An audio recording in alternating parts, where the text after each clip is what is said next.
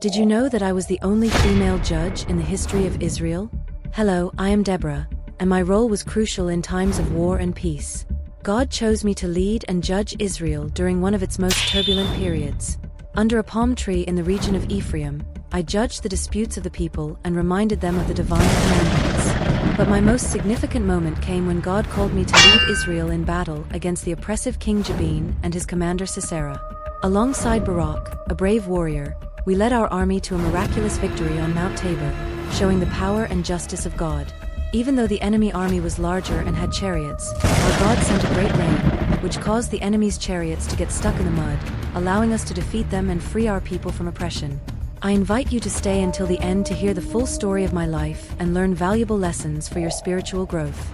Hello, I am Deborah, and I want to tell you about a very special day in my life. It all began in the tranquility of my home under a palm tree in the mountains of Ephraim.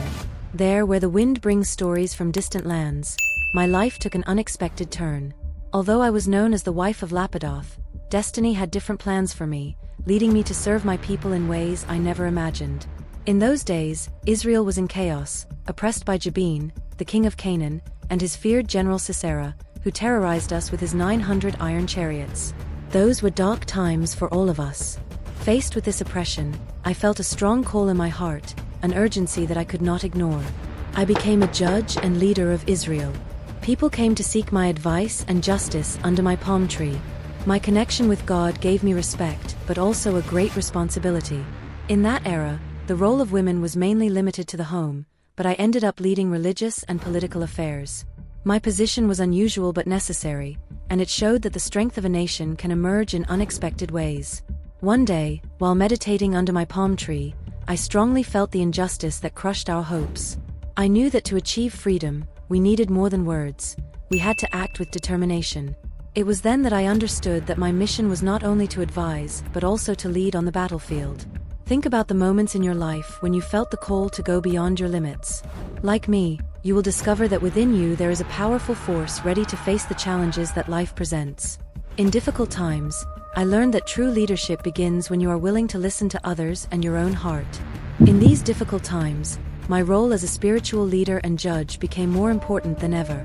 The mountains of Ephraim vibrated with the desire for freedom, and every day, sitting under my palm tree, I remembered the oppression we were suffering. The Israelites wanted change, but the fear of Sisera's powerful iron chariots paralyzed them. I felt that we needed to act quickly, and that conviction grew within me. Barak, a brave warrior from the tribe of Naphtali, became a key figure for our future. God asked me to call him, and so I did.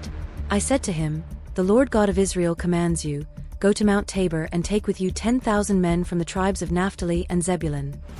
His mission was to face Sisera. At first, Barak hesitated, but when I promised to accompany him, his determination grew stronger. Our alliance was unusual, especially in an era when women rarely led on the battlefield. This decision not only challenged the social and political norms of the time, but also changed the perception of the role of women in our culture. People murmured, some admired us, and others looked at us with skepticism, but everyone was watching. My leadership was based on faith and justice, and through Barak, God showed his power. Preparing 10,000 men for battle was not easy. Between strategies and prayers, we worked tirelessly. We knew that our tactic would be to use Mount Tabor as an advantage since Sisera's iron chariots would not be as effective on mountainous and rugged terrain. Faith in God and in our cause gave us the strength to move forward. Interestingly, the upcoming battle would not only impact our oppressor but also change regional politics. Our struggle was not just against an enemy, it was an affirmation of our autonomy and our determination as a Jewish people. Every sword raised and every shield prepared represented our resistance and hope. Reflecting on this story of my life, I invite you to think about the times when you had to join others to face great challenges. Think about how collaboration and mutual trust can strengthen solutions and change the course of your story. Like us, you can find in your allies the strength and support you need to overcome difficulties. From the shade of my palm tree, the day began with a blazing sun, announcing the battle that was approaching. Alongside Barak, I observed the 10,000 men we had gathered, a sea of determined faces ready to change their fate. As we prayed for their protection and victory, I felt the great weight of the responsibility to guide them in the uncertainty of war. The battle was planned near the Kishon River, a place that would be key to our confrontation. This river was famous for its sudden and powerful floods, something we hoped to use to our advantage against Sisera's feared army. In a vision, a divine strategy was revealed to me. The waters of the Kishon would be our best ally, confusing and halting the enemy's chariots at the right moment. As we headed to the battlefield, I remember the mix of fear and determination in the eyes of our warriors. Many had never fought in a war, but their faith in the justice of our cause strengthened them. The landscape of Canaan, with its beauty and harshness, constantly reminded us of the land for which we were fighting. When we arrived, Sisera had already prepared his chariots, and the sound of metal and hooves on the dry ground sounded like a threatening thunder. But I knew that the sky would soon unleash its fury. As soon as the battle began, a celestial roar was heard, and the clouds closed like a fist. The rain began first as a whisper, then as a roar, turning the ground into treacherous mud. Sisera's chariots, which were his pride and tactical advantage, got stuck, and his soldiers fell into confusion. Our men, light and agile, advanced determinedly through the mud, breaking the enemy's disorganized lines. It was a stroke of fate that marked Sisera's fall and lifted our souls. This moment of battle highlights the importance of knowing and using the environment to our advantage, a lesson that remains relevant through the ages. It also shows how what we consider strengths can become weaknesses when circumstances change. Reflect on this. In your life, when have you seen obstacles turn into advantages? How can you, like me, direct your steps toward success by adapting to circumstances and using available resources innovatively? I hope these questions make you reflect deeply and meaningfully. Now I want to tell you what happened after the intense battle at the Kishon River. When everything fell silent, the contrast with the noise of the battle was overwhelming. As I looked at the now quiet field, I reflected on how that conflict had changed our lives forever. Barak and I decided to commemorate our victory and divine protection with a song that would resonate in the hearts of our people for generations. That song, known today as the Song of Deborah, was much more than a simple melody of triumph. It was a hymn of gratitude and a constant reminder of the faith and courage that guided us through the darkness. We composed it together, uniting our voices and thoughts, and presented it to the entire congregation gathered under the tree where I had so often imparted justice and counsel. The words spoke of the leaders and warriors who responded to the call to battle, of the tribes that united, and of how we believed even the stars fought from heaven.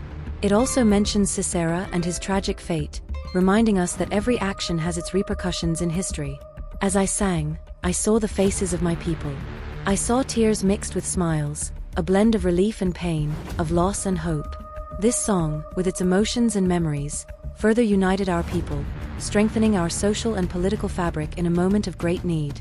This episode of our history shows the importance of collective memory and the power of music as a tool to document and transmit what we have lived through. Music does not just capture events, it also holds emotions, teachings, and the essence of a people. Reflecting on this, I invite you to think, what songs in your life have marked important moments of change? How can these personal anthems help you remember and learn from your struggles and victories? In our personal stories, just like in the Song of Deborah, we find the strength to face the challenges of tomorrow and the wisdom to guide others on their path. May our stories, like our songs, be lights that guide those who seek their way in the night. As the years passed, my role as a leader and prophetess in Israel evolved greatly. After the battle and the victory that marked my leadership, I focused on strengthening our community, ensuring that the lessons learned were not lost over time. In this stage of my life, I spent much time educating young leaders, teaching them the importance of discernment and justice. I learned that a leader must not only be able to guide in times of war, but also have the wisdom to promote peace and prosperity in times of calm.